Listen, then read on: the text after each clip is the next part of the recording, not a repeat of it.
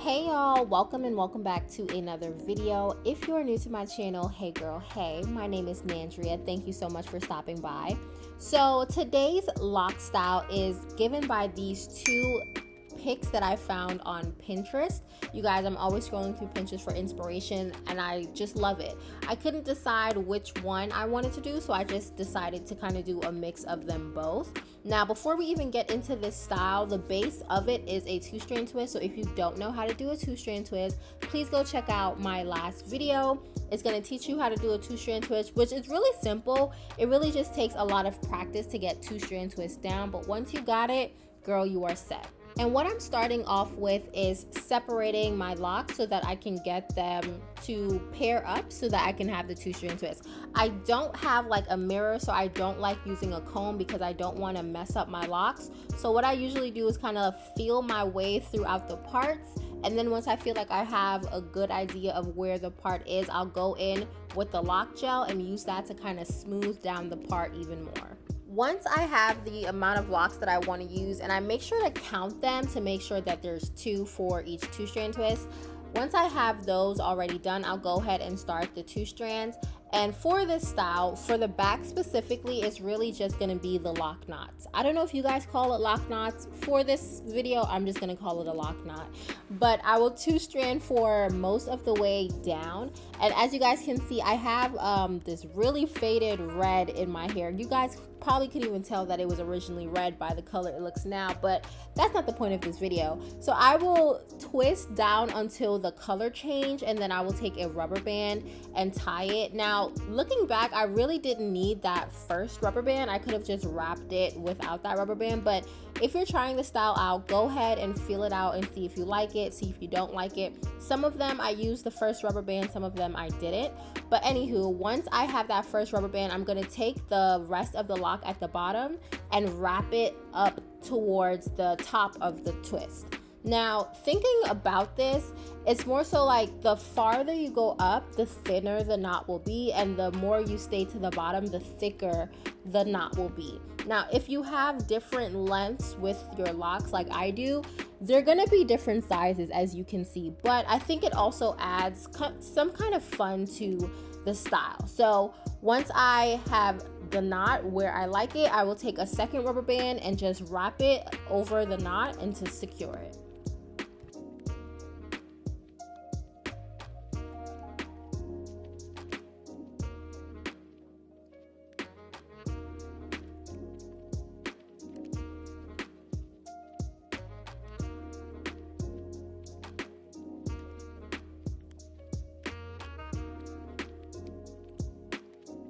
So now we're gonna get into the fun part of this style. So for the front part, I am separating them just as usual. I'm not really counting them as much. But what you're really gonna wanna make sure that you're doing is trying your best to twist upward. I was struggling at some points with this, but watch a TikTok video, feel it out, try it, but try and twist upward because it makes it way more easier. And then what you're gonna do is you're gonna take the first lock and wrap it with the lock beneath it. And then once you wrap those together, you're going to go back upward, as you guys can see. And that is gonna help you make the little X that you're gonna see, because this is gonna help it be taut so you can actually see that you're making an X. And then you're gonna repeat it with the one next to it. So you're gonna take the lock at the top, you're going to wrap it with the lock on the bottom, and then you're going to actually flat twist it backwards. And the flat twist just helps you bring everything towards the back. Now, once I got everything towards the back, I used a rubber band to tie it together. And because it was a few locks together, I ended up having to separate it once I flat twisted it. So I will flat twist it and then have about 4 or 5 locks in that one flat twist. And then I will separate them to make 2 separate two-strand twists with knots. I kind of hope that makes sense. Hopefully you guys are visual learners and you can see what I'm trying to say.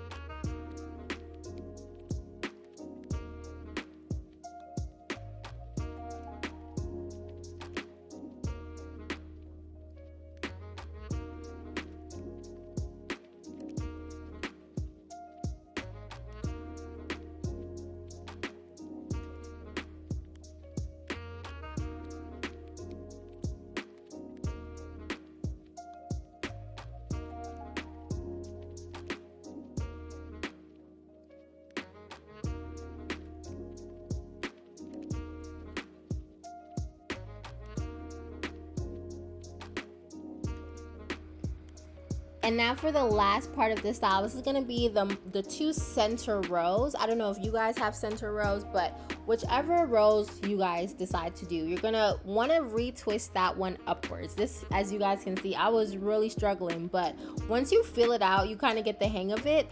And once you've twisted them upwards, all that's left to do is to flat twist. And to flat twist, you're really just wrapping them around each other and making sure that you're still retwisting so that it keeps that tightness and that clean look to it. And then you're just gonna go all the way to the back. And just like the other rows, once you get to the back, you're gonna use a rubber band to secure that. And because you have multiple locks here, you're gonna separate them, 2-strand twist them, and then add the knots at the end.